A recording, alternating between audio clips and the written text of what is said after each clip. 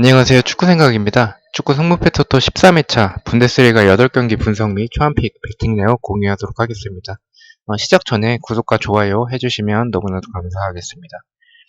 이번 분데스리가 같은 경우에 초안픽 같은 경우는 이번 주만 최대한 조금 간단히 정리를 좀 했고요. 최종픽까지 고민을 하고 계속 경기를 보도록 하겠습니다. 최근 5경기 같은 경우에는 리그 중단으로 배제를 했고요. 흐름이 좀 끊긴 부분이 있기 때문에 다시 리그가 개막했다라는 부분을 조금 참고를 해서 재개를 했기 때문에 그런 부분을 참고를 해서 좀 배제를 했습니다. 이번 시즌 같은 경우에는 분데스리가 프로토를 많이 하신 분들 같은 경우에는 아시겠지만 조금 이변 같은 게 좀 많이 났었던 그런 리그고요. 제가 토토를 시작하고 나서 작년에 이제 시작을 했죠. 작년 8월에 시작하고 나서 분데스리가는 처음 제가 분석을 해보는데 일단 열심히 좀 최대한 칼럼이나 그리고 경기들을 보면서 열심히 분석을 해왔습니다. 4번 경기죠. 도르트문트 2위 도르트문트 대 6위 샬케의 경기입니다. 도르트문트 같은 경우에는 루이스 선수가 기존에 부상이었고요. 추가로 훈련을 하면서 엠레찬 그리고 비젤 선수가 부상이라고 합니다. 홈에서 현재 9승 3무를 하고 있는 도르트문트고요. 샬케는 4승 4무 4패입니다. 투표율 같은 경우에는 예상했던 대로 도르트문트 쪽에 좀 몰렸고요. 이 경기는 레비어 더비로 더비 경기입니다. 도르트문트 선수진은 따로 설명이 필요 없을 것 같고 파브르 감독을 봤을 때는 빠른 템포 그리고 점유를 하는 것을 선호를 합니다. 도르트문트의 이번 시즌 불안했던 수비가 있는데, 홈멜스 중심의 3백으로 변경을 하면서 많이 나아진 모습이 있습니다. 샬케 같은 경우에는 바그너 감독이 있는데, 바그너 감독이 샬케를 부활을 시켰고요. 다이아몬드 형태의 중원으로 이제 중앙지향적인 플레이를 좀 선호를 하는 편입니다. 선수진 같은 경우에는 우측 풀백에 케니, 높은 위치까지 좀 올라가는 선수고요. 맥케니, 라만, 빡투박의 세르다르 이런 선수들이 있고요. 저는 이 경기 일단 투픽 쪽으로 생각을 하고 있습니다. 제가 더비 경기를 주로 투픽으로 가는 부분에 대해서는 많이들 아실 거라고 생각을 하고요. 두 팀을 봤을 때 중앙지향적인 샬케의 전술 때문에 이제 샬케 같은 경우에는 조금 폭우로 인해서 아무래도 중앙에 조금 집중을 하다 보니까 측면 그리고 하프 스페이스 공간이 항상 약점으로 나옵니다. 그래서 뒷공간도 좀 많이 내주는 그런 경향이 있는데 경기력적으로는 이런 부분을 산초, 아자르 이런 선수들이 있기 때문에 기존의 도르트문트였다면 찬스에 비해서 결정력이 아쉬웠던 그런 이번 시즌 초반의 모습들이 있었는데 홀란드가 있기 때문에 그 결정을 지어줄 수 있을 것 같아요. 그래서 도르트문트의 승은 맞아 보이지만 루이스가 없다는 점 그리고 아까 말씀드렸던 더비라는 점, 그리고 의도치 않은 코로나로 인해서 감독직을 파브르 감독이 이어나갑니다. 근데 저는 파브르 감독에 대해서 그렇게 높게 평가를 하고 있진 않기 때문에 이런 부분에서는 감독 비교를 했을 때는 오히려 샬케 쪽이 더 낫다라고 생각을 하고요. 샬케 바그너 감독이 좀 잘 준비를 해올 것으로 봐서 일단은 승부 투픽으로 가도록 하겠습니다. 단통을 간다면 승이 맞는 것 같고요. 그래서 저는 이 경기 승무로 가면 약간은 불안한 경기라고 보여서 승무 투픽으로 안전하게 가도록 하겠습니다. 이번 시즌 0대 0으로 비겼었어요. 5번 경기입니다. 3위 라이프치히 그리고 8위 프라이부르크의 경기인데요. 라이프치히 같은 경우에는 홈에서 7승 4무 1패를 하고 있고요. 프라이부르크는 4승 4무 5패를 원정에서 하고 있습니다. 투표 같은 경우에는 라이프치히 쪽에 80.4%로 이 경기도 좀 많이 물려서 불안한 부분이 있긴 합니다. 이번 시즌 라이프치히를 봤을 때 좀 라이프치히 같은 경우에는 짤츠부르크와 유로파에서 대결을 했기도 하고 또 이런 부분이 있어서 죄송합니다. 라이프치히 같은 경우에 토트넘과의 경기가 있었기 때문에 좀 많이 아실 거라고 생각을 합니다. 자비처, 시크, 티모 베르너, 우파메카노 이런 선수들이 있고요. 나겔스만 감독의 이런 축구 철학은 압박과 속도, 그리고 전환 이런 부분이 있습니다. 수비적으로 봤을 때는 수비진 주력이 조금 느려서 뒷공간을 내줄 때가 몇 차례 있었고요. 프라이부르크 같은 경우에는 권창훈이 있는 팀이기 때문에 이 팀도 많이 아실 거라고 생각을 합니다.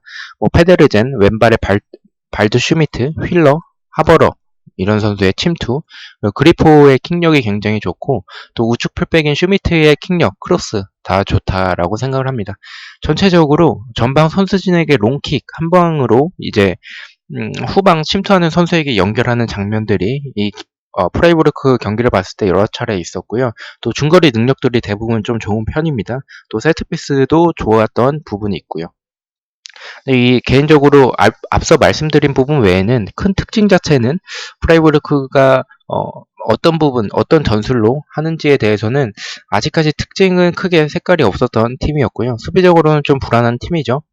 중앙 공간을 좀 내주면서 중거리를 좀 허용하고 볼 처리가 불안하고 이 팀도 폭이 좀 좁은 편이어서 측면 공간이 좀 내주는 편이고 라인 컨트롤도 제대로 이루어지지 않으면서 뒷공간도 좀 오프사이드 트랩이 제대로 이루어지지 않는 그런 모습이 있습니다. 이 경기는 프라이부르크가 상대 전적에서 2승 3패로 앞서긴 하지만 수비적으로 불안한 뒷공간 그 뒷공간을 봤을 때 어, 라이프치히의 티모 베르너 같은 경우는 공간이 있으면 오히려 더 강한 선수죠. 그래서 저는 이 경기는 투표율이 많이 몰려서 불안하긴 하지만 앞서 말씀드렸던 도르트문트 경기가 조금 더 이변이라고 봐서 저는 라이프치히의 단통승 예측하도록 하겠습니다. 이번 시즌 프라이부르크가 승리를 했어요. 여섯 번째 경기입니다. 9위 호펜하임 대 13위 헤르타 베를린의 경기인데요. 호펜하임 같은 경우에는 홈에서 5승 1무 7패, 베를린은 원정에서 4승 4무 4패입니다. 투표율 같은 경우에는 호펜하임 쪽에 53.6%고요. 호펜하임 같은 경우에는 김진수가 있었던 팀이죠. 호펜하임에 슈레더 감독이 있는데 후방 빌드업을 굉장히 좀 중요시하고요.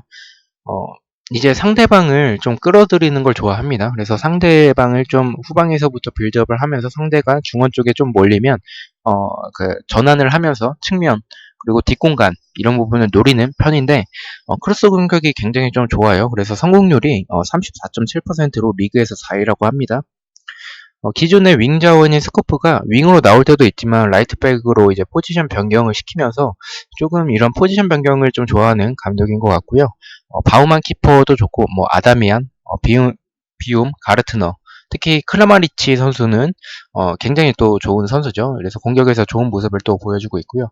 수비적으로는 마찬가지로 좀 불안한 모습이 있는데 측면 공간 그리고 상대가 약팀일 경우에는 제가 봤을 때는 후방 빌드업을 강팀이든 약팀이든 하는 편이긴 한데 오히려 상대가 약팀이면 중원 선수들이 전방까지 조금 올라가는 그런 경향들이 있어요. 그래서 그렇게 올라갔었을 때 미드와 수비 간격이 좀 넓어서 그런 공간들이 좀 있고요. 베를린 같은 경우에는 이번 겨울에 돈을 굉장히 또 많이 썼죠. 피용테크 선수가 왔고요. 아스카시바르 선수도 영입을 했습니다.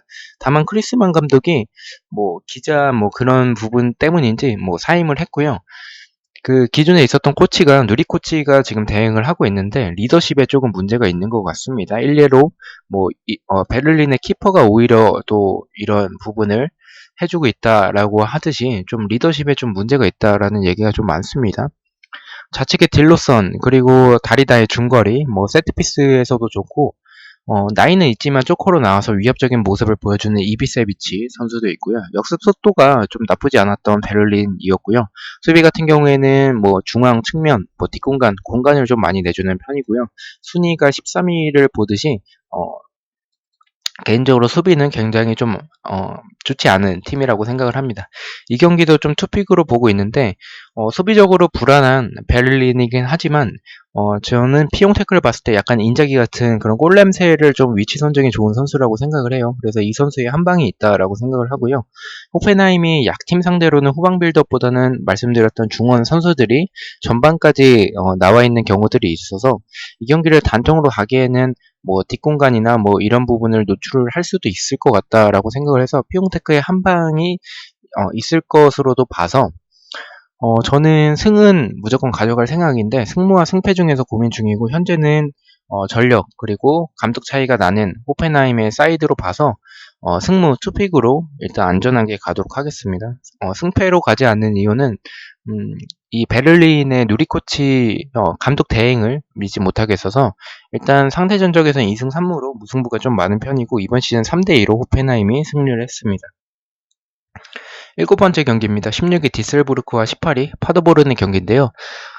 상대적으로 좀 이 경기는 조금 어려운 경기인 것 같아요. 그래서 이 두 팀 같은 경우에는 조금 하위권 팀들의 경기고요.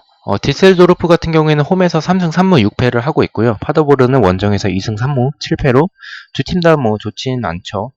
두 표현 같은 경우에는 홈에서 홈에서 치르는 디셀부르크 쪽에 46.7%고요. 디셀도르프 같은 경우에는 헤닝스 선수가 11골을 넣었고, 뭐 카라만, 특히 토미 선수가 저는 개인적으로 몰랐던 선수인데 이 디셀도르프 경기들을 보면서 이 선수가 굉장히 저는 굉장히 좋은 선수인 것 같아요. 굉장히 잘하고요. 전체적으로 뒷공간을 노리는 플레이, 침투하는 모습, 사이드 플레이 이런 부분이 좋았던 디셀부르크고요. 역습에서의 속도도 좋고 세트피스도 뭐 엄청 좋다라기보다는 그냥 뭐 나쁘지 않은 준수한 모습을 보여줬다라고 생각을 하고요. 공격적으로는 날카롭다라고 생각을 하지만 베를린전을 봤을 때 3점을 리드하고 있다가 전반전에 3점을 리드하면서 끝났다가 후반전에 이제 3골을 두드려 맞고 3대3 동점이 됐었던 경기가 있었듯이 약간은 역수팀을 하는 역수 위주의 공격을 하는 팀에 좀 약한 모습이 좀 있고요. 그런 부분은 수비 숫자가 부족하고 좀 볼 처리가 좋지 않고 측면 공간을 좀 많이 내주는 편이어서 공격에 비해 수비가 아쉽고요. 파더볼은도 순위에 비해서 공격 자체는 생각보다 나쁘진 않았어요. 그래서 스르베니 선수가 좋고, 뭐 프리드 존슨, 뭐 프레거, 리터, 사리비 선수가 드리블이 굉장히 좋고, 또 파드보른의 저는 이 선수가 핵심이라고 보는데 엔트위 아드제이 이 선수가 굉장히 좋은 모습을 보여줘요. 아드제이 쪽 그 좌측 공격이 좀 좋고요. 중거리 능력들도 전체적으로 좋은 편입니다. 파다보른 같은 경우에는 약간 중원에 상대가 좀 들어오면 강하게 좀 압박을 해서 볼 탈취 후에 역습을 하는 장면들이 몇 차례 있었고요. 수비적으로 봤을 때 세트피스가 너무나도 불안하고 마찬가지로 디셀부르크와 마찬가지로 수비 숫자가 부족하고 뭐 공간을 많이 내주는 하위권 팀들은 대부분 그런 것 같아요. 두 팀 다 공격에 비해서 수비가 아쉬운 편인데요. 공격과 수비 모두 디셀도르프가 조금 더 낫다라고 생각을 하고요. 디셀도르프의 뒷공간을 노리는 모습이 저는 굉장히 좋다라고 생각을 해서 파더보른 자체도 공간을 좀 많이 내주기 때문에 파더보른이 뭐 하위권 팀인 거에 비해서 그렇게 또 라인을 많이 내리는 편은 아니어서 저는 디셀도르프의 이 경기는 단통 승으로 보도록 하겠습니다. 이번 시즌 2대0으로 파더보른이 승리를 하긴 했었어요. 8번째 경기입니다. 14위 아우그스부르크 그리고 7위 볼프스부르크의 경기인데요. 아우국 같은 경우에는 홈에서 5승 3무 4패, 볼프스는 원정에서 5승 3무 4패 동률이고요. 투벨 같은 경우에는 볼프스부르크 쪽에 45.8%입니다. 아웃국 같은 경우에 11골을 넣고 있는 플로리안 선수가 있고요. 쿠베키퍼, 뭐 바르가스, 리히터, 플리막스, 리슈타이너 선수들이 있고요. 세트피스가 좀 좋은 편이고 좌측 풀백들의 오버래핑이 좀 좋은 편입니다. 수비는 침투 선수를 굉장히 많이 놓쳐요. 그리고 볼 처리가 좋지 못하고 비슷한 팀 상대로는 뒷공간을 좀 내주고 이제 공격적으로 좀 라인을 올리기 때문에 또 강팀 같은 상대로는 이제 라인을 조금 내리기 때문에 수비 숫자만 많은데 효율적이진 못하고 뭐 이런 침투 선수들을 많이 놓치는 모습들이 있습니다. 공격적으로 특징은 그다지 없었어요. 아우크스부르크 같은 경우에는.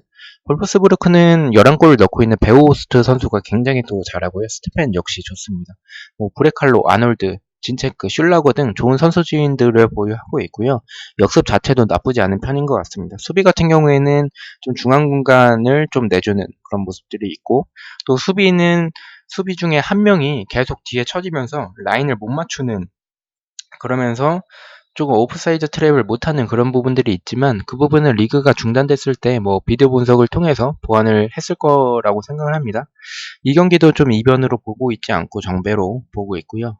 아웃국 같은 경우에는 수비진이 침투 선수를 계속 놓치는 모습들을 봤을 때 상대적으로 멤버들이 훨씬 좋은 볼프스부르크고 또 베오스트가 충분히 득점을 아우그스부르크 수비 상대로는 만들어낼 수 있다라고 봐서 저는 아우그스부르크의 단독 패 예측하도록 하겠습니다. 이번 시즌 같은 경우는 0대0으로 비겼었고요.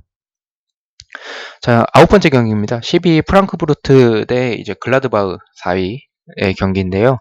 프랑크푸르트는 홈에서 6승 3무 3패, 글라드바흐 같은 경우에는 원정에서 6승 2무 4패입니다. 투표 같은 경우에는 글라드바흐 쪽에 50.9%고요.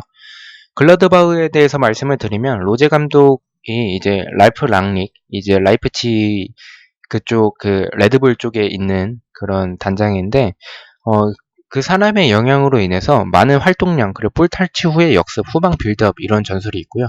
특히 키퍼인 얀 존머 선수가 굉장히 잘해요. 빌드업에 굉장히 많은 관여를 하면서 키퍼와 수비 이렇게 이 선수들도 굉장히 빌드업에 관여를 하고 있다라고 보시면 될 것 같습니다. 좀 글라드바흐의 특징은 역동적 이고 좀 팀 압박을 하는 팀이라고 생각을 해주시면 되고요. 풀백 역시 높은 위치에서 공격 가담을 하고 크로스 공격이 좋은 편입니다. 뭐 후방 침투, 뭐 세트피스 이런 부분이 다 좋아서 이번 시즌 글라드바흐의 순위가 왜 돌풍을 일으키고 있는지 보여주고 있다라고 생각을 하고요.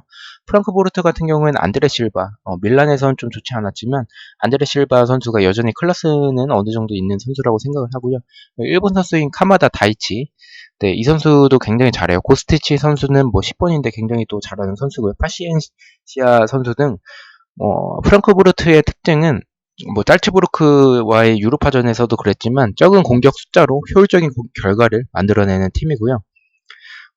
전방으로 한 번에 연결하는 모습이 굉장히 좋고 역습에서의 속도가 좀 굉장히 템포가 좋은 편입니다. 빠른 편이고 두 팀은 이제 공격적으로는 좋은 팀이지만 프랑크푸르트의 측면 공간 그리고 침투 선수를 놓치는 모습들을 봤을 때 글라드바흐 전술의 조금 지약이라고 생각을 합니다. 글라드바흐 선수들이 이제 측면 플레이로 크로스 공격들이 또 좋고 또 압박에서 좀 좋은 팀이기 때문에 저는 이제 글라드바흐 경기력 부분에서는 확실히 우세하다고 생각을 합니다. 다만 글라드바흐가 압박을 하다 보니까 역시 압박을 했을 때 압박하는 선수만 있는 게 아니라 팀 단위로 압박을 한다고 말씀을 드렸죠. 그래서 라인을 조금 올리기 때문에 뒷공간을 좀 내주는 경향이 있는데 이러한 뒷공간을 역습에서의 스피드가 좋은 프랑크푸르트여서 저는 이 경기 이변으로 좀 봐서 프랑크푸르트가 역습에서의 스피드는 또 안드레 실바나 이제 카마다 다이치 선수가 또 굉장히 좋다라고 생각을 해서 저는 이변으로 좀 보고 승패 투픽으로 과감하게 가보도록 하겠습니다.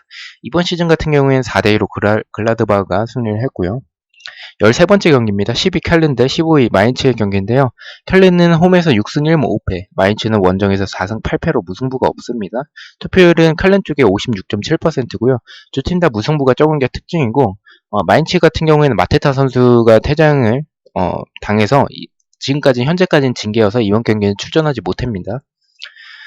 기스돌 감독의 켈른을 봤을 때 이번 시즌 공수 양면으로 좀 좋고 보르나우브 이 센터백 선수 그리고 에지부의 풀백 선수인데 수비적으로 좀 안정이 되어 있습니다. 우트, 헥터 이 선수들도 굉장히 잘하고요. 코르도바 선수는 타겟 공격 굉장히 좋습니다.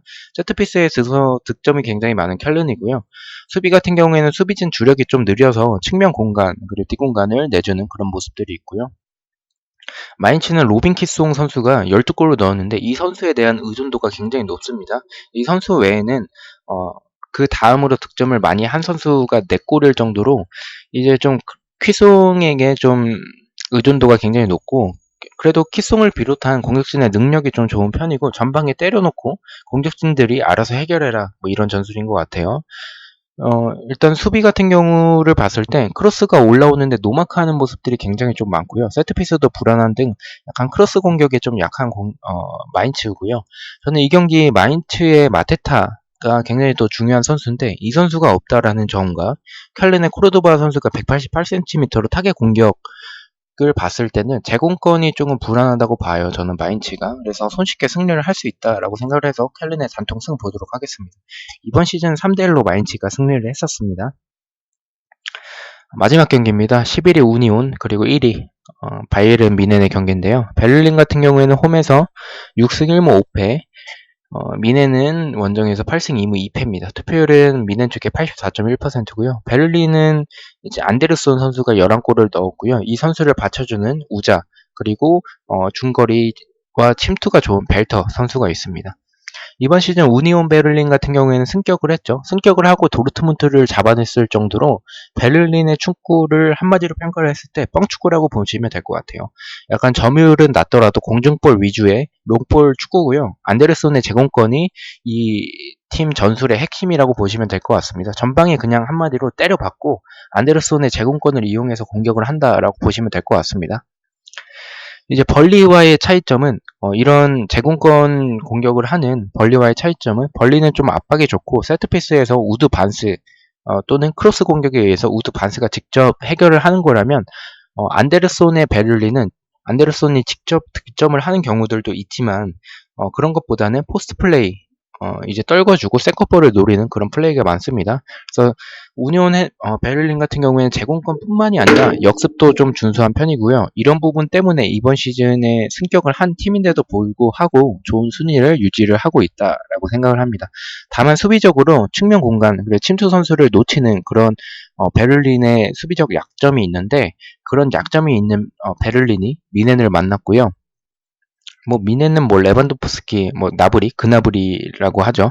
그래서 밀러, 알폰소 데이비스 등 미넨의 공격력이 베를린의 이런 수비, 침투 선수를 놓치고 측면 공간을 내주는 이런 베를린의 수비를 뚫지 못할 것이라고 생각을 하지 않아요. 그래서 베를린의 공격 역시 이런 포스트 플레이를 하는 공격 역시 미넨의 수비진이라면 통하지는 않을 것 같습니다. 현재 리그 경기만 진행되는 미넨이기 때문에 체력적인 부담도 없고 베스트로 나오겠죠. 그래서 이변 없이 저는 베를린의 단통패 예측하도록 하겠습니다.